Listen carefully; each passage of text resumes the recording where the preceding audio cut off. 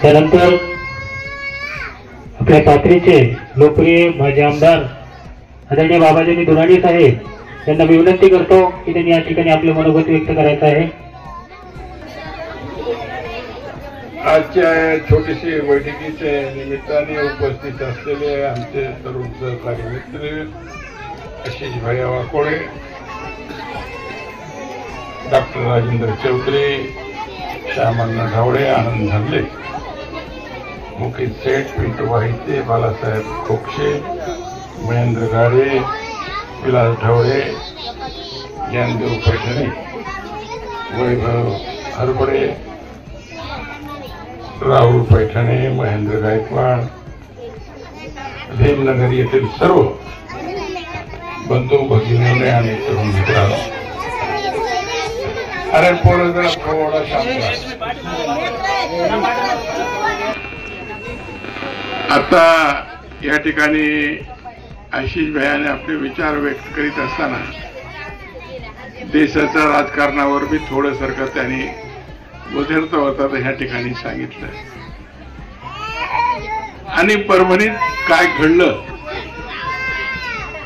Doctor Babasaheb आंबेडकरांचे पुतळेचे विटंबना झाल्यानंतर सोमनाथ सूर्यवंशी नावाच्या एक व्यक्तीला भयानक मारहाण झाली आणि पोलीस कस्टडीमध्ये त्याचा जीव गमवला. आणि ते आंदोलन परभणीमध्ये त्या ठिकाणी झालेलं एका व्यक्तीने डॉक्टर बाबासाहेब आंबेडकरांच्या पुतळ्यासमोरची जी घटना पुस्तक होतं त्याचे अवमान केली म्हणून त्या ठिकाणी लोकांना आपला राग त्या ठिकाणी प्रकट करीत असताना, आंदोलन करीत असताना त्या ठिकाणी मारहाण झाली. मित्रांनो, मला सांगायचं एवढंच आहे की ज्यावेळेस सोमनाथ सूर्यवंशीची पोलीस कस्टडीमध्ये डेथ झाली, त्याला राहुल गांधी सुद्धा भेटायला दिल्लीहून या ठिकाणी आले. त्यांनी हे गोष्टीची दखल घेतली.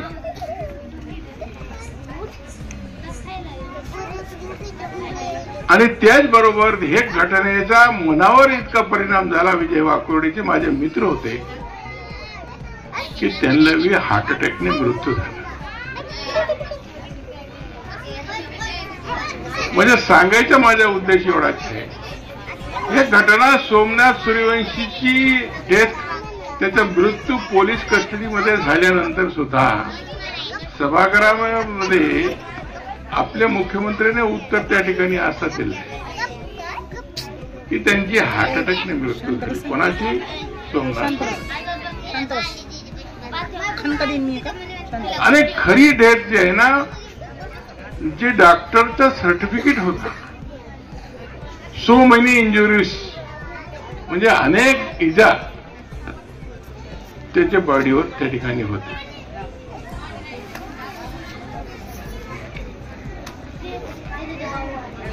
हे केस इतकी गाजली देशात की प्रकाश आंबेडकरने सुद्धा दखल घेऊन हायकोर्टामध्ये जे मारणारे अधिकारी होते, जे मारणारे पोलीस कर्मी होते, त्यांना शिक्षा व्हायला पाहिजे, त्याची आईची इच्छा होती, त्याची भावाची इच्छा होती. आणि पोलीसवाल्याला जे राग येण्याचं कारण, ज्यावेळेस आम्ही भेटायला सोमनाथ सूर्यवंशीच्या घरी गेलो तर पोलीसवाले त्या ठिकाणी जे त्याच्या बरोबर जे काही दुसरे लोक होते, जे सोमनाथ सूर्यवंशी म्हणत होते, तर पोलीसवाले असं म्हणत होते की लई तुला बाबासाहेबांची घटना, लई कायदा माहित आहे का, लई तुला कायदेशीर गोष्ट. ते विद्यार्थी कशाचा होता? ते विद्यार्थी लॉ शिकणारा विद्यार्थी, कायद्याचा विद्यार्थी. आणि मग ते मृत्यू पावल्यानंतर हे केसची संबंध देशाने दखल घेतली आणि दखल घेऊन त्या ठिकाणी प्रकाश आंबेडकर स्वतः हायकोर्टामध्ये हे अधिकाऱ्याला शिक्षा झाली पाहिजे, त्याच्यावर FIR झाला पाहिजे, कारण की सरकारने त्यांना दडपण्याचा प्रयत्न केला आणि मग हायकोर्टाने सांगितल्यानंतर यांच्यावर गुन्हा नोंदवा, यांच्यावर FIR करा. तरीही सरकारने FIR न करता याला मुभा दिली. सर्वोच्च न्यायालयामध्ये जाण्याची त्याला संधी दिली. सर्वोच्च न्यायालयामध्ये गेले. सर्वोच्च न्यायालयामध्ये सुद्धा ते केस तिथे काय झालं, त्याच्यामध्ये पुन्हा SIT लावले आणि ते पोलीस अधिकाऱ्यावर अज्ञान व्यक्तीच्या नावाने गुन्हा नोंद. म्हणजे इतका आज देशामध्ये दलित असाल मुस्लिम असाल मोठ्या प्रमाणावर अत्याचार या ठिकाणी चालू आहे. तो मित्रांनो, आपल्याला प्रत्येक गोष्टीवर नजर ठेवण्याची गरज आहे. हे लहान गोष्ट नाही. एखाद्या व्यक्तीच्या पोलीस कस्टडीवरून डेथ झाल्यानंतर त्या ठिकाणी जे संबंधित अधिकारी तात्काळ निलंबित केलं त्यांनी, पण त्याच्यावर सुद्धा कायदेशीर हत्येचा गुन्हा त्या ठिकाणी त्यांच्यावर झाला पाहिजे, पण हे सरकारने केला. आता आपल्याला भविष्यामध्ये आता जे मूळ मुद्दा आहे आपला आज या ठिकाणी एकत्र येण्याचा, ते नगरपालिकेच्या निवडणूक. आज केंद्रात भारतीय जनता पार्टीचे सरकार आहे, महाराष्ट्रामध्ये महायुतीचं सरकार आहे. प्रचंड बहुमत या ठिकाणी महायुतीला लोकांना दिलं आणि प्रचंड बहुमतामध्ये 237 आमदार, जे कधी नाही महाराष्ट्राच्या इतिहासामध्ये एवढा प्रचंड बहुमत या ठिकाणी 288 पैकी 237 आमदार या ठिकाणी महायुतीचे निवडून आले. आणि एवढा प्रचंड बहुमत मिळाल्यानंतर आज आपण पाहतो का शेतकऱ्याचा प्रश्न असेल, सुशिक्षित बेरोजगाराचा प्रश्न असेल, महागाईचा प्रश्न असेल, अनेक मुद्दे आपल्याला या ठिकाणी हे सरकार सोडू शकत नाही अशी परिस्थिती आज आपल्या समोर दिसते. तर मित्रांनो, जे भविष्यामध्ये आपल्या येणाऱ्या नगरपालिका, आता हे भीमनगरच्या एरिया, हे सगळं भीमनगर जागा मालकीच्या नावाने करून देणं, या ठिकाणी नगरपालिकेच्या मूलभूत सुविधा देणं, पाणी देणं, लाईट देणं, रस्ते देणं, घरकुलं देणं, हे सगळं मी केले. कोण केलंय याला माहिती. आश्रमाला कोण आलता माझ्याकडे लाईटसाठी? सगळी व्यवस्था केली. नगरपालिकेच्या हद्दीबाहेर होतं, नगरपालिकेच्या हद्दीत घेतलंय. हद्दी घेण्याच्या आधी या ठिकाणी सर्व लाईट, पाणी, घरकुल देणं. मला वाटत नाही की कोणी बिना घरकुलाचे इथं राहिला. आणि घरकुल बी असे दिले जुरेत भयाने फोड्या करून, खाली एक बापाने बांधलं तर वर लेकानं मारलं. एक एक माणसाने 2-2, 3-3 घरकुल, तिसरा मजला, दुसरा मजला दिलं का नाही? आणि पैसे दिले का कोणी? हे सगळं केलंय, सगळी सुविधा दिली. आता कोणी उठते, कोणी जाते. हे भीमनगरने कधीही माझ्यावर सारखा विश्वास ठेवला. माझ्याकडे पाहून भीमनगरचे सगळं माय बहिणींनी, बंधू भगिनींनी आणि तरुण मित्रांनी माझ्या पाहून मतदान केले. त्यांचा विश्वास माझ्यावर आणि माझा विश्वास तुमच्यावर. कारण कधीही तुम्ही माझ्या विश्वासाला हे भीमनगर वासियांवर तडा जाऊ दिला नाही. आणि भविष्यामध्ये नगरपालिकेचे येणारे, आता पुढच्या महिन्यामध्ये निवडणुका आहे. आता नोव्हेंबर महिन्यामध्ये आपली जवळपास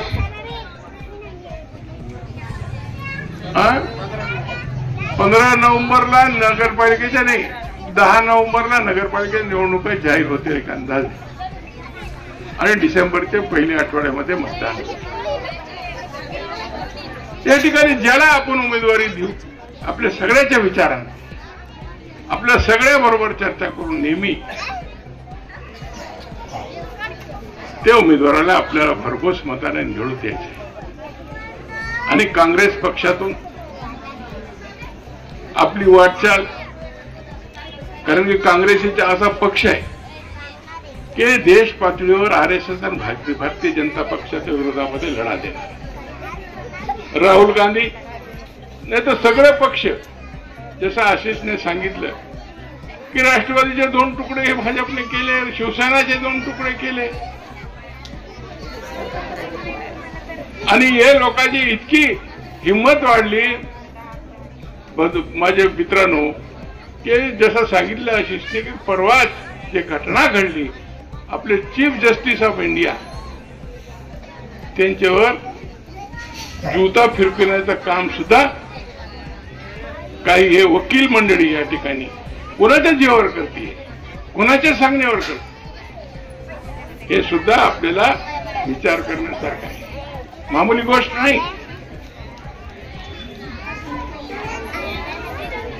आणि डॉक्टर बाबासाहेब आंबेडकरांनी जे संविधान, आता हे लोक संविधान बदलण्याची भाषा करतात, यांचे खासदार वेगळे वेगळे स्टेटमेंट देतात. एक कर्नाटकचा खासदार देते, एक हरियाणाचा खासदार म्हणते, एक युपीचा खासदार म्हणते. म्हणजे हे सगळं यांचे खाण्याचे दात वेगळे आहे आणि दाखवायचे दात वेगळे, हे सुद्धा आम्हाला समजलं पाहिजे. आणि ह्याला फक्त देशात काँग्रेसचा एक असा पक्ष आहे की जे भारतीय जनता पक्षाला रोखू शकतो. या देशामध्ये 18 पगड जातीला घेऊन सर्व जाती धर्माच्या लोकांना घेऊन आपल्याला पुढे जायचं. सगळे समाजाला समान न्याय मिळाला पाहिजे, कायदा सगळ्याला समान असला पाहिजे. पण हे 10-12 वर्षामध्ये कायद्याचा सुद्धा लोकांवर दिवसेंदिवस विश्वास कमी होत आहे. लोकांना असं वाटू लागलं की नाही तर 2 माणसाचं भांडणं झालं, एक माणूस म्हणायचं कस काय तू देत नाही माझा, मी कोर्टात जाईल, पटकन म्हणायचं. म्हणजे त्याचा विश्वास कोर्टावर होता आहे का नाही. काय माणसाचं आपसात भांडणं झाले ते म्हणायचा, काय म्हणणार, मी कोर्टात जाईल. म्हणजे त्याचा विश्वास किती होता कोर्टात. आज माझ्यासारखा माणूस मी कोर्टाच्या विरोधात बोललो, कारण की परिस्थिती अशी निर्माण झाली, निकाल येते. पण मित्रांनो मला सांगायचं एवढं आहे की देशामध्ये महागाईवर, बेरोजगारीवर, दैनंदिन आपल्या जीवनाच्या समस्यावर न बोलता जाती धर्माचा पुढे करून हे लोकांना आपसामध्ये भांडण लावायचं काम या ठिकाणी मोठ्या प्रमाणावर हे राज्यामध्ये आणि देशामध्ये चालू आहे. हे सुद्धा आपण एकजुटीने मग गल्लीची निवडणूक असो का दिल्लीची निवडणूक असो आपण एकत्र राहिले पाहिजे. हे जातीवादी पक्षाला, जातीवादी विचार लोकांना आपण हाणून पाडला पाहिजे. हे लोकांना आपल्याला या ठिकाणी कोणत्याही प्रकारचा थारा या ठिकाणी मिळाला नाही. आता नगरपालिकेची निवडणूक आहे, आज काय अवस्था आहे गावाची. आज पाणी बरोबर वेळेवर येते का, स्वच्छता तुमची होते का, नगरपालिकेमध्ये गेल्यानंतर त्या ठिकाणी कर्मचारी तिथे जागेवर आहे का, जन्ममृत्यूचा दाखला मिळते का, तुम्हाला जर पीटीआर पाहिजे तर त्याची नकल फुकट मिळते का, काय नाही. आज नगरपालिकेमध्ये प्रशासक त्यांनी आपला मर्जीचा आणून बसविला, सीओ त्यांनी आपली मर्जीचा आणून बसविला आणि गावाचा बट्ट्या बोळ करून टाकला. निवडणुकीनंतर निश्चितपणे तुमच्या सर्वांच्या आशीर्वादाने आपली पूर्ण बहुमताने सगळे नगरसेवक निवडून येतील, ह्याच्यात काही शंका नाही.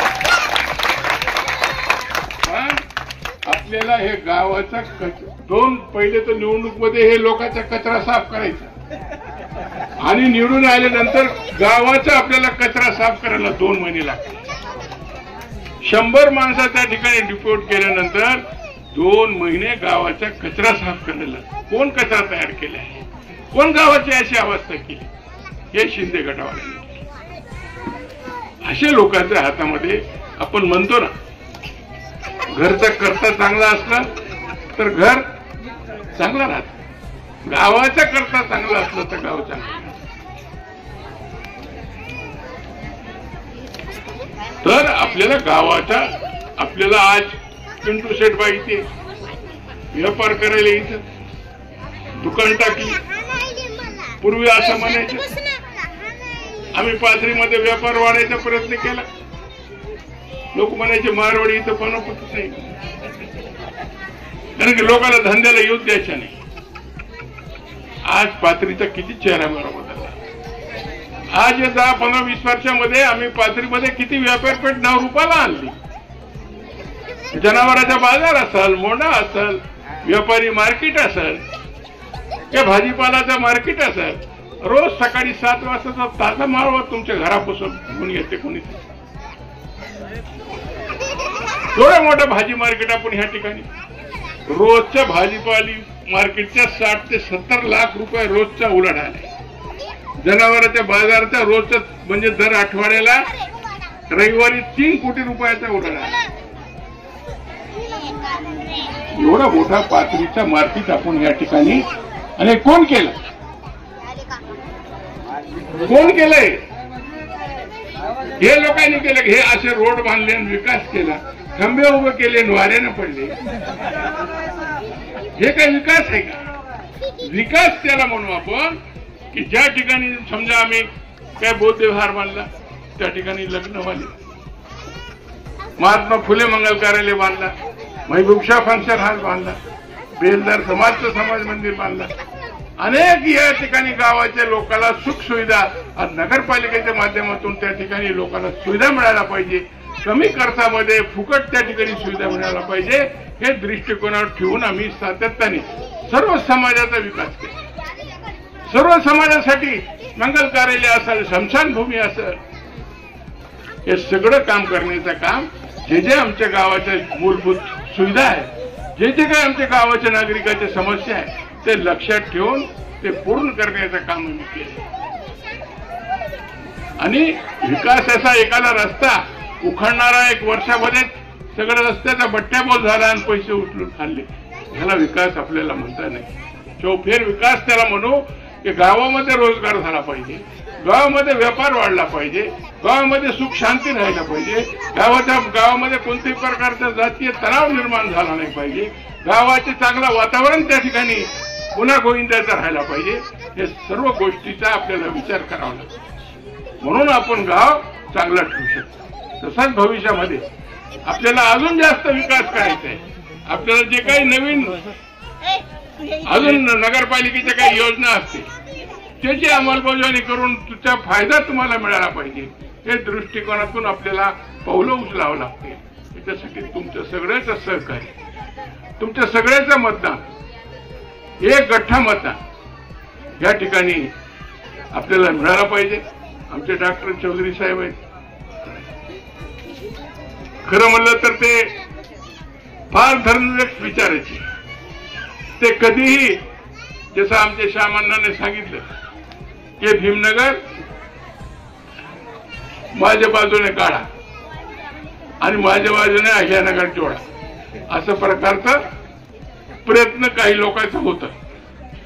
पण आमचे डॉक्टर चौधरी म्हणत भीमनगर तो मेरे उसमें होना.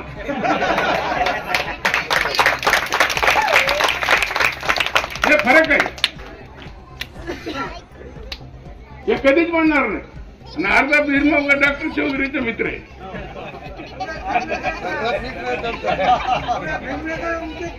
सब उनके साथ में, म्हणजे ते भी ब्राह्मण आहे.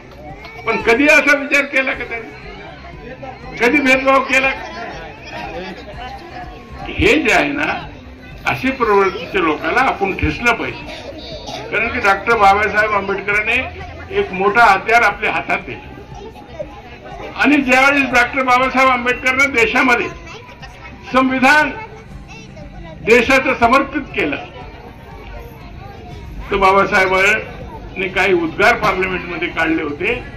त्यांनी काय सांगितलं कि है मेरे देश के गरीब लोगों, तुम्हारे हाथ में मैं एक ऐसा हथियार दे रहा हूं, उसका सही इस्तेमाल करे तो गली से दिल्ली तक राज करो, और उसका गलत इस्तेमाल करे तो गुलामी और दरिंदगी की जिंदगी।